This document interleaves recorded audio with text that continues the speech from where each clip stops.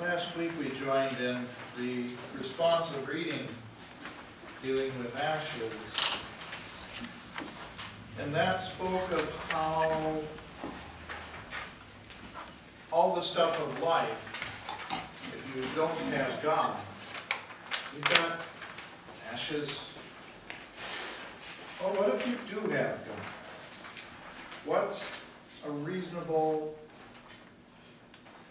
expectation of what life is like if you do have that living water as part of your life? And I puzzled over this today and tried to write a few things, and I realized, wait a minute, we just shared some of this last Sunday.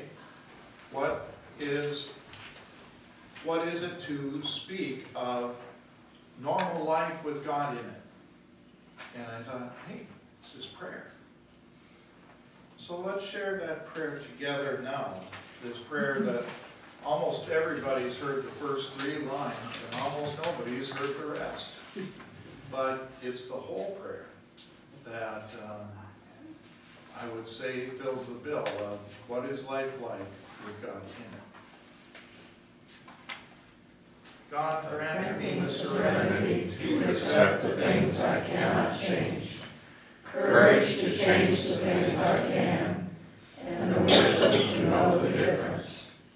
Living one day at a time, enjoying one moment at a time, accepting hardship as a pathway to peace, taking as he did the sinful world as it is, not as I would have it, trusting that he will make all things right if I surrender to his will, that I may be reasonably happy in this life, and supremely happy with him forever in the next. Amen. Prayer about life. Feel free to hold this carefully and stick it in the corner of your bathroom mirror. That's not a bad plan. I had a very large printed copy sitting in my cube at First Bank for a few years. It makes cube life go better too.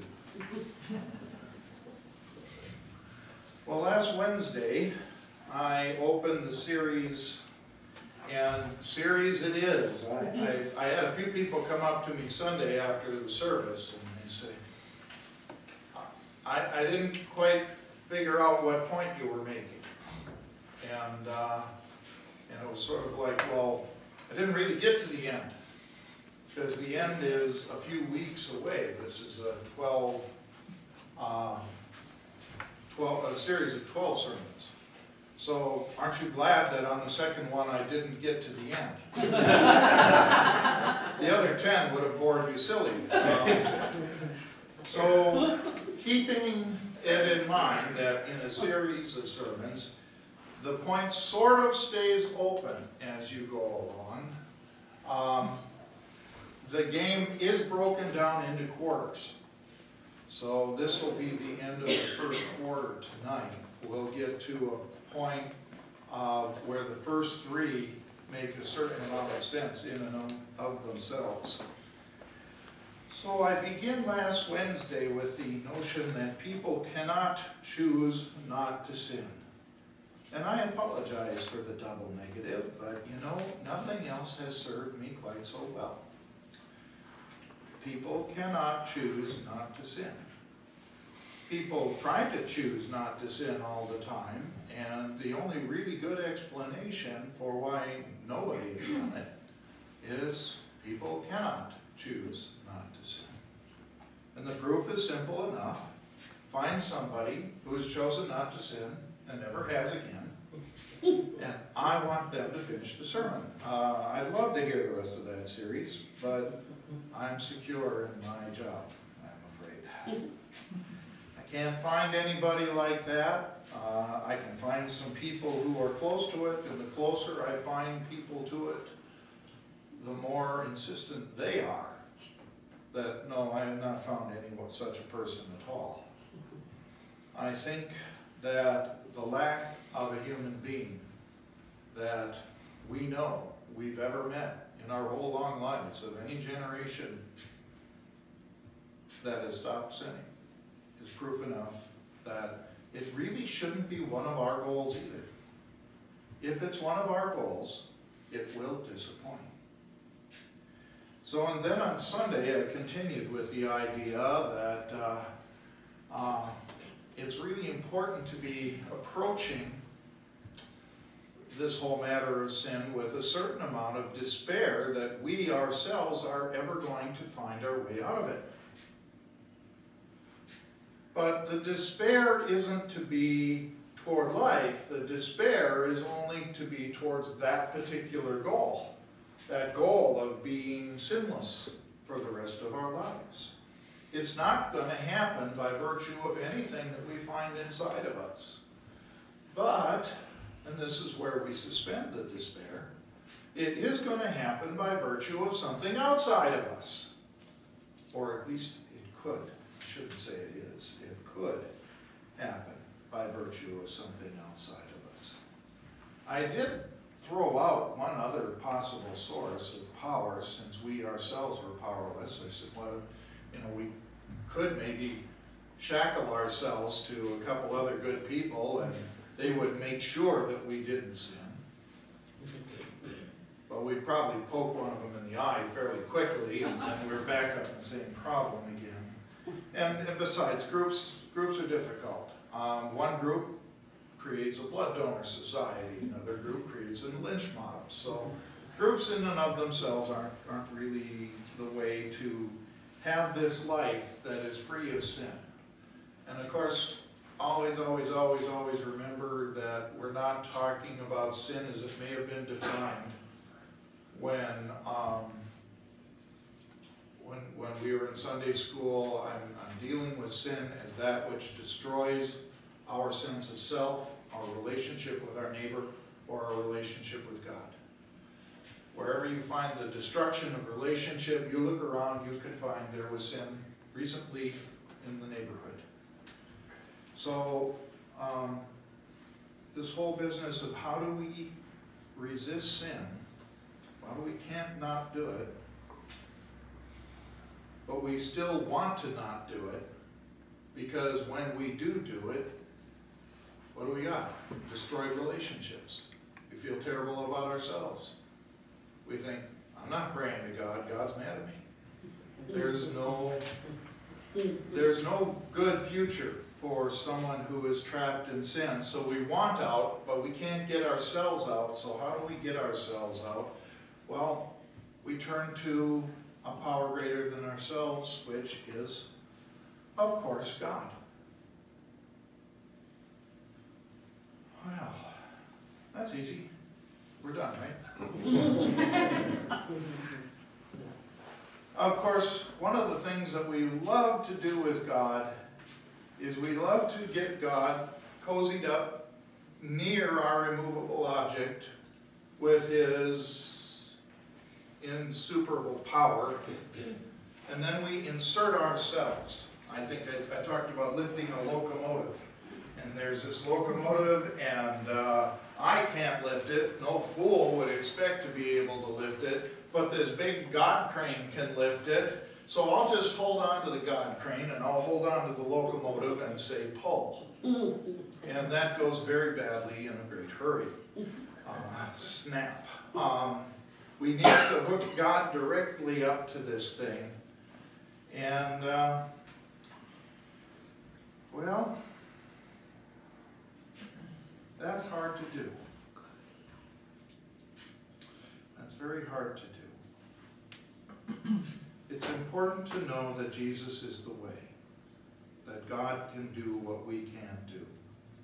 It's important to know that Jesus brings things to the equation that we don't find anywhere else.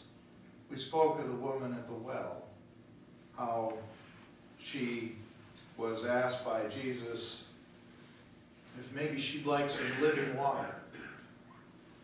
So, well, what's that kind of stuff about? And he goes, well, if you have that, you don't get thirsty anymore. Well, she wanted some of that. We want some of that. We want some of that God directly connecting to that which we cannot save ourselves from. Jesus said it all, as long as we drink only from the well in this world, we will thirst. Only in turning to a source beyond us can we find the help we need to refuse sin.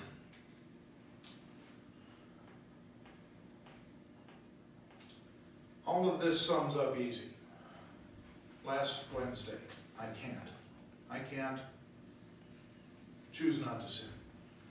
Sunday, God can.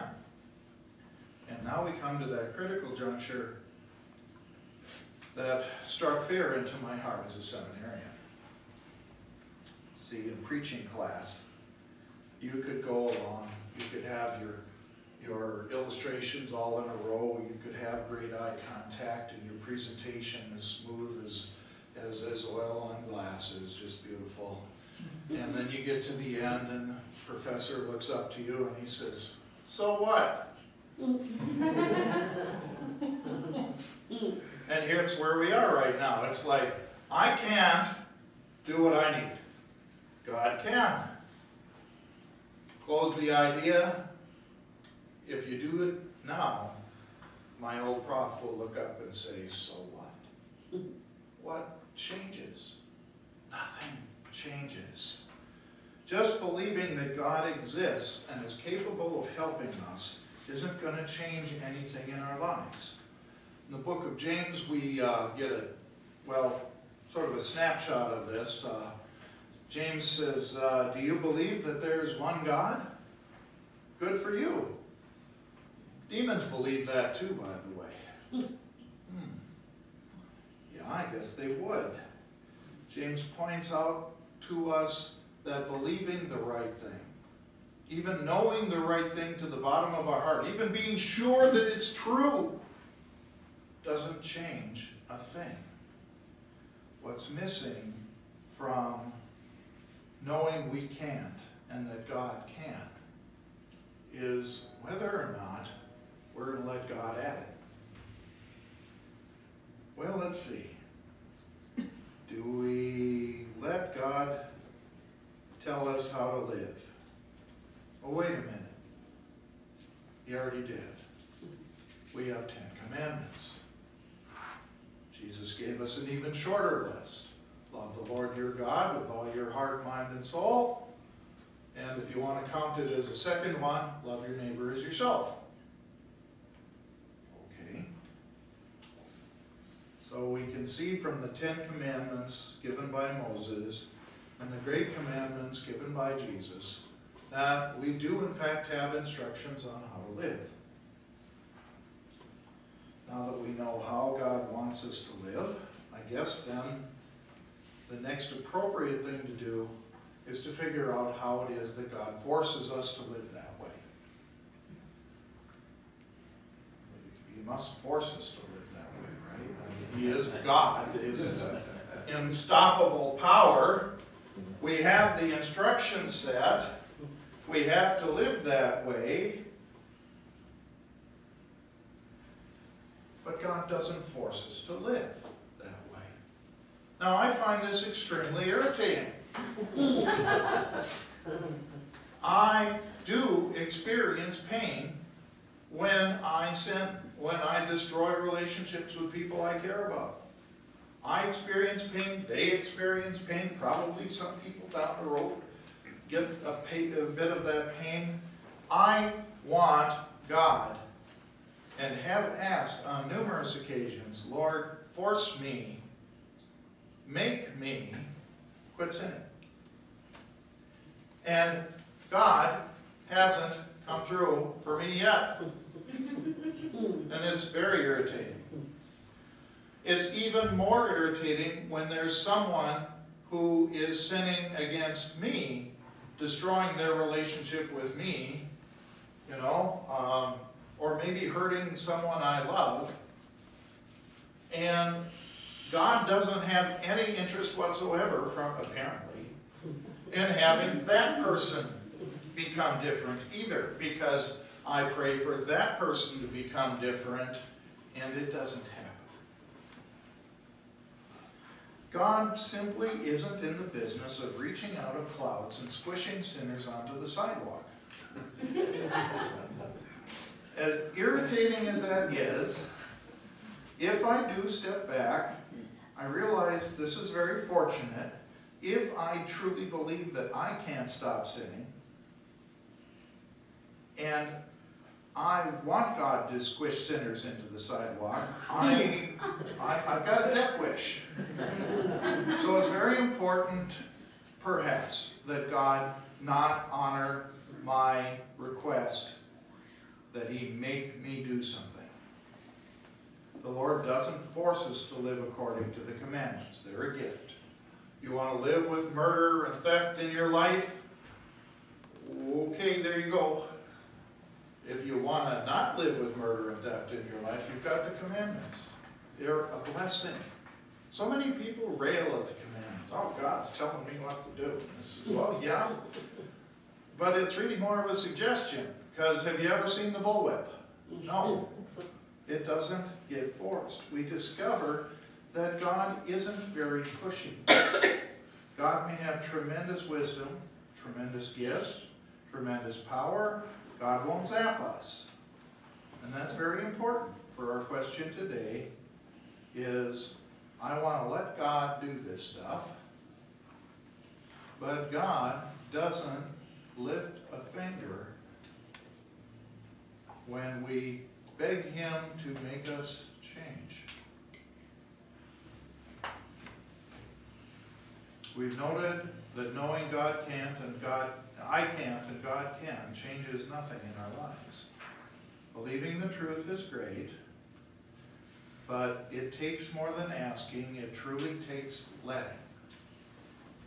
Now, if I could get at my wallet, and if it had a $100 bill in it, I could pull that $100 bill out and I could hold it in my fist and I say, you know what, God, I want you to have this. So you just pull it out of my hand and the offering basket goes by. And the offering basket goes by, and what do you suppose the fate of that $100 bill is? You feel any tugging on my fingers? No. No. No. Only if I open my hand does it drop out. All the chat with God in the world about how I want God to have this and how my life would be better and I would feel generous and all these things would come true if only I open my hand are completely irrelevant when the plate goes by and the dollar stays still. Lord, please force me to quit sinning is the prayer that will be disappointed. God rarely makes anybody do anything. Lord, make me quit sinning is an ineffective prayer because God doesn't make people do these things. But if we move our thinking from God forcing us to do something to our letting God enter our lives, wonderful help can come about. We don't feel ready to let God make our lives whole? Review the last two sermons. Because the first one says you can't do anything about it, and your life is going to degrade because of that. The second one says God can do something about it. Now we come yet again. How about that letting thing now? Can't, can, let.